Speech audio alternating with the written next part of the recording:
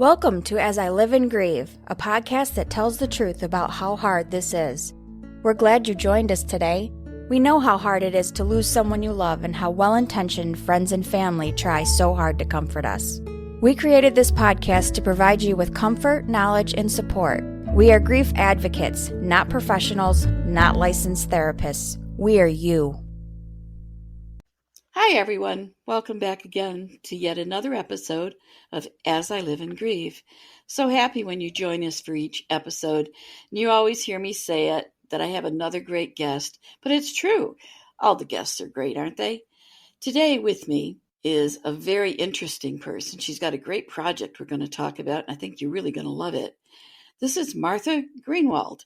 Hi, Martha. Thanks for joining me today. Hi, thanks for having me. I'm really honored to be speaking with you today. Oh, absolutely. I'm so pleased that you found the time to join me. Would you just start out by telling our listeners a little bit of your background, please? Sure. A writer who's been someone who's been a writer since I'm a kid, basically, who wound up teaching at the University of Louisville for about 20 years. I taught creative writing and literature, and then also I taught in an ESL program, which I believe is relevant to the project that I'm doing. Mm-hmm. And I'm a poet with a lot of publications under my belt, and another book that came out years ago called Other Prohibited, and working right now on more poems and a memoir in addition to this whole project. Well, you are a busy, busy lady. So again, thanks for finding time. Now, the project we're going to talk about today, you have entitled Who We Lost. Yeah. And it really centers around the not so distant pandemic that keeps kind of coming back and haunting us, if you will, because some people will still be getting COVID. How did you start this project? Was there something in particular that happened that made you think this was necessary?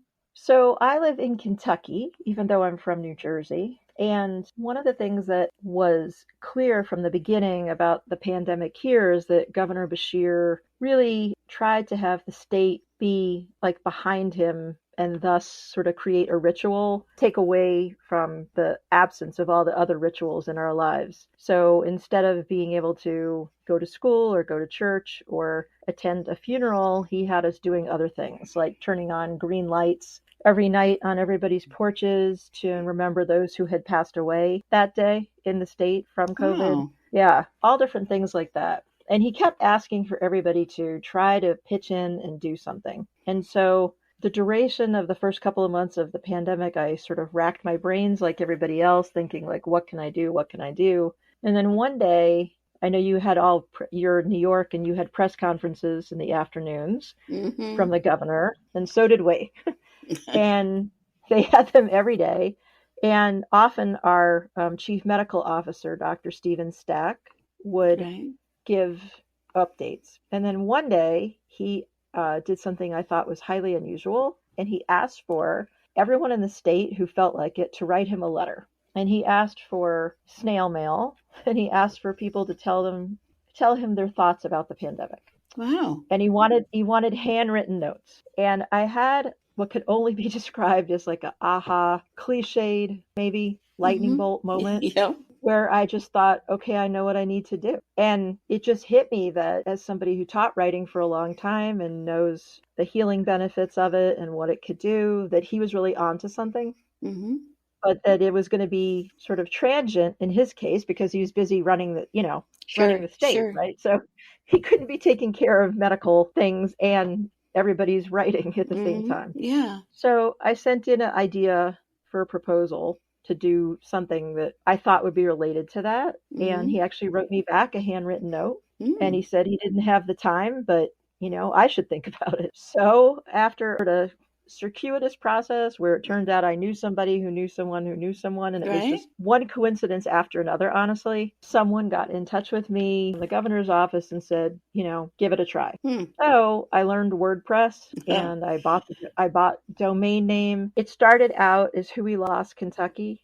Okay. And then that site still exists, but what really took off is the Who We Lost national site. Wow. So Who We Lost Kentucky site wound up on an NPR story on Here and Now. Mm-hmm. And as a result, I started hearing from people all around the country who said, I really like the idea of what you've, created, Mm-hmm. but I live in California. That doesn't seem fair. I want to write a story. Hmm. And so the more these stories, people contacted me, I realized there had to be a national site. So I created a national site, and that's the one that took off. That is so interesting. First of all, I applaud your governor for doing something like that. I wish we'd had that creativity in New York State. I think it might have helped many of us. Yeah. It's no secret that with the pandemic, everybody suffered losses. I love the fact that your project centers around the who and not the what, because so many times there were moans and groans about, oh, I can't see my friends anymore. Oh, I can't do this. I can't go to a restaurant. I can't go to a bar. And they were thinking of those material things. And sometimes I think in that we forgot about the people that we were losing and what that really meant, the relationships that we were losing and how we suffered there. So with your Who We Lost project, now you have the website and you also have a book, I understand, about it. Yes. You asked people to submit their stories about the person. What did you ask people to do? So the way that the project evolved, I tried to make it clear from the outset that it was a website and not social media. Okay. Because of all the politics that were occurring and still are occurring as of some things I read yesterday, actually, Mm-hmm. all over social media of pandemic denialism and comorbidity shaming, Mm-hmm. all those things that I just found so offensive and horrific and completely antithetical to empathetic grieving. Right. And so I tried to make it clear that this is a site to tell a story that might be the story you couldn't tell at, let's say, Uncle Joe's funeral that didn't happen, right? So since Right. we didn't have all those things, I thought, what happens to those stories? So a lot of people have compared it to like a website that's kind of awake, and by which I mean awake, not awake as in from sleep. Yes. And so, yeah, I tried maybe passive aggressively through all my social media images that are only pieces of stories as opposed to like grief memes and sort of grief cliches. I kept every single detail that is evident as a way to say, come be with this site as something that's very specific to an actual person. So there's no comments on the website. A lot of websites that, are memorializing people allow for comments. I don't. No judgments. There's no trolls. When you submit a story, I read it before I hit publish to make sure it's appropriate and respectful and reflective of all the things that didn't get to happen, like the wakes and the Shivas and the funerals. I've heard you speak a lot on this great podcast about sensory triggers, right? So smells, smells, times of day, anniversaries, birthdays. I allow anyone to write as many times as they want, and many people do. So they might want to write a Christmas story. Sometimes a whole family will write that story. I encourage group writing. So I really want it to be a place of memory and art to a large extent. That's really nice. Now, are they all stories then, or do people submit other works of art?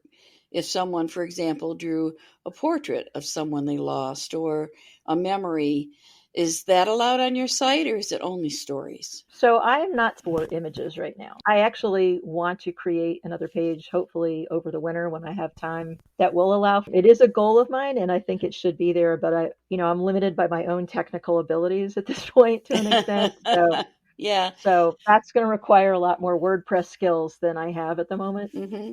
About how many stories? So Go ahead. I'm sorry. No, I was going to say I tried to keep it really about language and writing for now. Yeah, that makes sense. It would be a massive undertaking, I think, to allow other types of art as well, but it's an interesting concept. About how many stories do you have, do you think? This question gets asked a lot. And I guess what I want to say is there's stories you see on there that you can access if you logged on right now, which would probably be around 1,000. Okay. But I also have many that I cannot publish, not because they're inappropriate, but because the people have asked me not to. And Oh, this is a phenomena that interests people a lot. They sort of can't believe that this has happened, but this has happened. And so oftentimes somebody will write something that's incredibly personal, but there may be a lot of family strife and yeah, political divisions within the family. I've had yes. people write stories, and then within 5 minutes, I'll get a message from the contact form Mm-hmm. on the website, and it'll say, that felt, really important to write, but you can't publish You it. can't publish it. Yeah. Or people will say, can you hold this for me until I'm ready for you to publish it? So it's been a sort of cathartic act to write the story, but yet they don't feel. We have several, not tons, but many stories that if you scroll through and through that have only initials or only first names. Okay. Although on the back end, I have the information. What's being published is something that allows them more privacy. Mm-hmm. And almost always it's due to family. Yeah, which there tends to be that. I know sometimes even in seeking a guest for my podcast, I will encounter someone with a wonderful story to tell and a topic or a perspective I really would love others to hear, but they Yeah. won't come on because they're so afraid how it might impact others. And I respect that, but hmm sometimes it's unfortunate. So you do all of this work yourself, or do you have a team that helps you? So we have a board. It is a 501c3, and we Okay. have a board, but I do most of the work. I mean, Like, I have people I most of it I do. Yeah. It's a okay. lot of work. It Yeah. sounds like a phenomenal amount of work, actually. Um, Yeah. Sometimes I think of teachers that have to grade papers, but this goes beyond that because there's no set length to the story. It could be thousands and thousands and thousands of words, or it could be a little snippet, and you're not looking at it, reading it to grade it, but you're No. kind of looking to make sure it fits and it's appropriate, things like that. So it must be a massive undertaking for sure. Are you still getting submissions? Yeah. I mean, it ebbs and flows. Uh-huh. So, like around holidays that feel important or maybe iconic to certain Mm-hmm. people or to families, like there's expected ones like Christmas, Sure. Hanukkah, etc. Sure. But I have found on certain days I'll get more. It's slowed down obviously as COVID slows Sure. down. Mm-hmm. But some days I'll get more and I'll be surprised. So an example would be not this year, but last year on July 4th, just tons of stories. It turned out Really? that a lot of people had memories of like their dads in the backyard, Mm-hmm. maybe barbecuing or just as a family day that evoked a lot of emotions for people. So sometimes you're not sure like what's going to pop up. Halloween usually evokes Hmm. stories. And then there's people's personal, days like a birthday or an anniversary, which Right. obviously I can't predict what that's going to be. Right. But Exactly. yeah, Yeah. but a Huh. lot of it is holiday centered and sports. That comes up a lot. Really? So like a Super Bowl Sunday Okay. All kind of right. thing. And World Uh, Series, maybe. yeah, exactly. I was going to say I'm waiting to see what happens this year with baseball. Yeah. Did Uh, huh? Stuff like that. Yeah. Yeah. Did you find an increase once the pandemic was waning and some of the activities that we had missed out on for those years? All of a sudden, we could go to a wedding where before we couldn't because they were so restricted, or we could go Right. to a concert. So, did that kind of trigger or stimulate people to write stories now that they could once again do those things? That is a great question. I would say not necessarily, but what does stimulate them is the lack of being able to go enjoy those things with the loved one who passed away. Mm-hmm. Mm-hmm. So it's not so much like the lack of stories due to being able to go do other things so much as I wish this person were here with me Yes. to do this. Yeah, Yes. that's what I feel. Yeah. And yeah, I noticed on your website that you offer like tools to help people write because sometimes, when you start talking about writing or journaling, anything like that, the first thing someone says is, I can't write. I'm not a writer. So Right. you have things on your website to help by supporting these people so that they can write these things. What type of things do you offer? What do you do for people? We have a small section of writing prompts, which was there from the very beginning. And it was always my intent to have that. And that may be my inability to turn off my professor side. But but I also felt like I do know how many people are writing hesitant. You're completely correct. And I thought, if this is going to work, there has to be like a scaffolding to hold people up and to show them that they can do this. Okay. Because I truly believe anyone can tell a story about their loved one. They just have to be shown maybe an example, which is the whole basis of my social media images that I make. Just to say, like, look, you know, it doesn't have to be 12 pages. It can be 3 sentences of something that occurred to you that day. The anthology has a much more detailed, long series of writing prompts, pages and pages of them. Okay. My theory being that if you look through them, something will appeal to everybody. You know, you might look through all eight categories and say no, but then the 9th category hits you when you realize you can write about what your dad's favorite song was, or his favorite food, or, you know, a story your mother told you repeatedly as a child, and now you're left to be the one who tells that story. Yeah. Now, I certainly know, because I've done a fair amount of writing in my life. I know what a writing prompt is, what its purpose is, but there may be some listeners out there that really aren't familiar with that. Could you just spend a minute? Here you go, Professor. And maybe tell people what a writing prompt is and how it can help someone who's struggling with writing. Sure. So a prompt just really means an idea to get you started with your ideas, right? So prompt, you can think of it maybe as a question or just as a set of ideas that is designed to spark your own ideas. In the book, I'll give you an example. So the first prompt is called Recipes and Remembered Meals. And then I just go through a series of questions asking, you know, what was the dish? When would it be cooked? What are your memories of this? Did it have family importance? What was that importance? So really just questions that can be either ignored or interpreted however you want, but just to sort of get you going. Exactly. And some of them are great. They can be great fun. They might even trigger a memory that you hadn't thought about in a long, long time.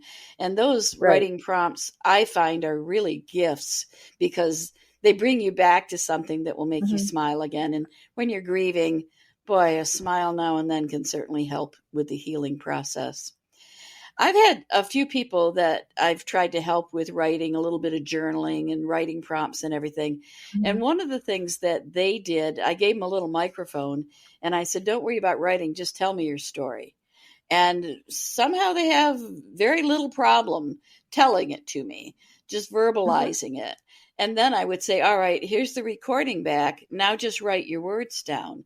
And they've been able to do it that way. So there's a lot of ways I think people can do it. And they should remember, especially if they want to submit to your website, this is not a paper that's being graded. This is simply your memory, your remembrance of something very important in your life that you lost, and of a person you lost that you can no longer do those things with. When you mentioned recipes, it triggered several memories instantly for me, and I could certainly sit down and write about many. I also noticed in reviewing some of your works, and you have many, many, many, many, that and many sounded very intriguing to me, so I'm going to have to do a little more research myself. But the book that you mentioned about other prohibited items, is that the correct title? Yeah. Okay. That's centered around things that happened after 9/11. Is that correct? I would say that it is influenced by things that happened after 9/11. Okay. Yeah. All right. But in a very kind of broad sense. But you are correct that the title poem is a 9/11 poem in a lot of ways. Yeah. There's also a poem in there that is called, I believe it's called September 25th, 2001.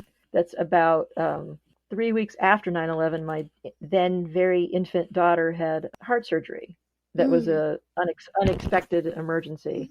Mhm. And so that poem is about the app being in the hospital ICU with, all these bleeps and bips on the screen that's her, but then all the Mhm. stuff on the TV screens everywhere being 9/11 after imagery. Yeah. So there's a lot of 9/11 in that book. You are correct. Well, As it well as just other, yeah. yeah, it just struck me that this is kind of that was certainly an earth-shattering episode in the life of the nation, as was the pandemic. So, are you drawn to that type of situation, or are you trying to create for others a way to maybe heal from that? Because in your poems, certainly in poetry in general, or in stories in general, there can be a lot of healing moments for people. So it just struck me that there are these two major incidents in the country, and you have done something for each of those. That's a really wonderful observation, and I appreciate it a lot. I think I've only been starting in the last year or so to really understand where all this stuff comes from in myself. And Okay. I think that for the anthology and for the website, it does come deep from within me, but in Hmm. ways I hadn't really even understood until I myself was deep into the project. But that's just kind of how writing Right. goes, right? So sometimes we don't know. Exactly. Yeah. Exactly. Have there been particular stories that have really moved you emotionally or really struck a chord within you? Yes, I find myself moved really by all of them, sometimes more than others. In the beginning of this, I would read everything out loud to myself when it came in as a way to honor Hmm. the writer. Although it's important to me that you said people need to remember they don't get graded on this because I don't edit, you know, Right. what comes in. A lot of people type on their, type Yes. them in on their phones. So I do add capital letters and punctuation sometimes when somebody just types up a storm on their Right. phone Right. and the story then is sort of incoherent. So I will add punctuation, but Okay. I don't edit content unless let me just say, it is very rare somebody sends something I can't publish. Hmm. Very rare. And usually it's just editing out something like a name or name of a nursing home that they're angry at. Right. Right. So I don't get sued. I um, understand that. I used to work in a yeah, nursing home, so yeah. So I might edit out and just call it the nursing home. But content wise, it's been very rare. There was like one hmm. story of family discord I had to kind of say, like, I don't know. But it's very unusual that I have to do much. So I hope it is helping people, I guess is my long answer. I guess this is what I'm interested in, Hmm. as a Hmm. writer. There's one story I will talk about that was sent, I don't know, maybe a year and a half ago by a woman in New York. I can talk about it. I actually asked her in advance if this came up if I could. And it was called The List, and it's on the website, and it's a grocery list, things she would buy for her dad every Sunday. Wow. And there were things on that list that were very evocative to me of my own father, Hmm. who would have been the exact same age if he was alive as this Okay. woman's father. Yeah. And she had certain foods that she would get and deliver to him because at that point he wasn't doing his own, grocery shopping in his early Right. 90s. Right. And I just completely became overcome with emotion when I read it. I felt like Hmm. I was reading my own father's story, and I did write and tell her that. But the specificity of her list to me was a poem in itself because it Hmm. spoke to their relationship. It spoke to her knowledge of his likes and dislikes, the intricacies of what it means to be a daughter taking care of a father. Sure. But some of the foods were kind of retro, and so it spoke specifically a box of Malamars. Oh, yeah. And I just read that, and I hadn't thought about my own father's love of Malamars in Oh, decades yeah. probably. And it just like hit me like a wave. Oh, wow. Yeah. So it's interesting how all the stories are moving, but obviously sometimes there's something that's personally evocative. Yeah, that's very interesting.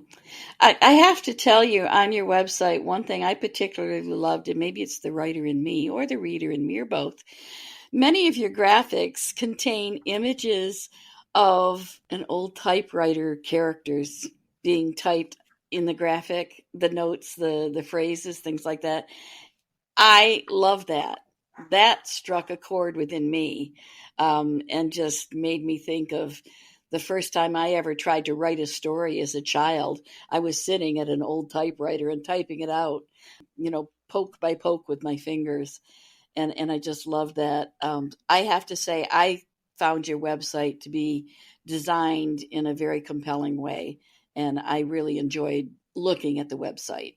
And I know I'll go back again for that particular reason, the typewriter, and even the other Thank you. pictures of the containers of typewriter ribbons and things like that. I really enjoyed those. So I just wanted you to know that. Thank you. I will So, say that. yeah. No, I was just going to respond to that, and that makes me feel really lovely that you've said that, because I put a lot of work into those images. Yeah. I do type them on an antique typewriter, Uh-huh. vintage typewriter. Yeah. And then I just tear up and photograph everything, because I feel really strongly that I cannot have preformed AI or Getty images or anything like Hmm. that on there if it's going to do what I want it to Yeah. do. And I like doing the typing. Like, I like Yeah. feeling the words coming through my hands. I feel like, I'm old. I didn't learn to write on a computer. No, I didn't Um, either. but I sure had a typewriter all throughout high school. Right. Yeah, I remember Yeah. taking typing in school, actually, typing lessons to learn to use all my fingers and not have to look at the keys. And I'm very grateful for it. One of my part-time freelance jobs at times is transcription. So I use my fingers and I type all the time, but there are times I miss that old typewriter. I really do. I really felt like I was creating something when I used it. And that feeling of creating something special doesn't appear anymore with a keyboard for some reason. Yeah, exactly. I totally agree. Yeah. Yeah. And Well, I took that typing class in ninth grade too, and it was like one of the only things it was like the most athletic I ever was in my life. I was oh, like the best at that. yeah, me too. I was a Yeah. voracious reader, and yeah, that was me too. Well, our time is winding down, sadly. I always get really disappointed when the clock goes so fast that we have to wrap things up. But before I say goodbye to all our listeners and everything, I want to turn the microphone over to you and let you just talk freely to the listeners without me interrupting with questions or comments. Go ahead. So, I guess the first thing I want to say is that my vision is to involve more people who've simply never heard of this yet, which is most people who've Hmm. lost someone to the Right. pandemic, and also let people know that pandemic adjacent stories are also desirable for this site, Hmm. specifically nursing home deaths where people died of loneliness, things of that nature. And, the pandemic only began 3.5 years ago, but there's signs everywhere that a collective amnesia and revisionism is taking place. And if this project can help stall and prevent the amnesia, then I feel like I've done my job. So I want to encourage anyone in any country. We take international stories. We have some, but not enough yet, to write on the site if the situation is appropriate for them. The site is www.whowelost.org, and they can look around and then go to the Write a Story tab. I hope someday that this will be adopted by a university library or a digital humanities program to make sure that it lives forever. I am looking into that right now. I feel that that's vital. And I guess my last thing I want to say is that even if your listeners think the project doesn't apply to them, we've all been affected by the pandemic in some way. And so maybe think a little bit more about how it affected you, and then recommend the site and the book, which is called Who We Lost, a Portable COVID Memorial, to someone whose loss may be more obvious and far reaching than you thought. The book is available from any independent or dependent bookstore or Amazon. Well, thank you so much for that, for the project especially. I know I have more reading to do on your website. I want to read more of those stories. And I mentioned just briefly, I used to work at a nursing home, and I know exactly what you mean by those pandemic adjacent stories. They're out there, and this is an amazing way for people not only to help themselves heal by telling a story, that can be very cathartic to get that story out and put it in a place where it will be saved for eternity. I love that you are trying to find a home for it. And I immediately thought of the Smithsonian. That's where I think it should be. But as part maybe of some type of an exhibit they will have at some point, because certainly the pandemic really, really impacted this country and every single person. I make a statement every so often that some people say, oh, I'm not grieving anything. I don't know how anyone could go through the pandemic, endure that, endure listening to all of the news, all of the broadcasts and everything like that, and not be grieving something, whether it's a loss of their social life, whether it's a loss of someone they loved, whatever it is. And I honestly also think that that's one of the reasons, the pandemic, that is, that so many of our young adults are suffering and being diagnosed with depression and anxiety is because of what they endured in the pandemic. And I think that politicians may say, oh, the pandemic's over, it's gone. It's not. The after effects are lingering on, just as after effects from Agent Orange in Vietnam linger. They will impact generations to come. So, listeners, wherever you are in the world, and I know you're in many, many places I've never been, consider for a moment thinking of your story or stories. Consider going to the website. The link will also be in our podcast notes and on our website. So don't worry if you didn't write it down. It will be available for you. If you have questions, Martha's contact information will be there. Mine is always there. You can reach out to me and I will reach out to Martha for you. Get your stories down. It's a way to keep these memories and the people you love in the minds of others for generations to come. I can't say it any better than that. Consider the book as a wonderful gift for someone maybe who lost someone during the pandemic. Maybe this will help them heal, knowing that they're not alone. It's easy to feel isolated. I think I've droned on and on enough. You get the idea. I love this concept. I love the project.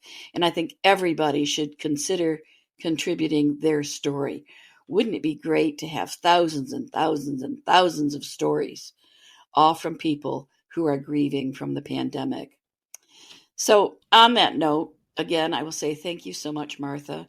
I appreciate it deeply. And to all our listeners out there, please take care of yourselves and come on back next week as we all continue to live and grieve. Thank you so much for listening with us today. Do you have a topic that you'd like us to cover, or do you have a question from one of our episodes?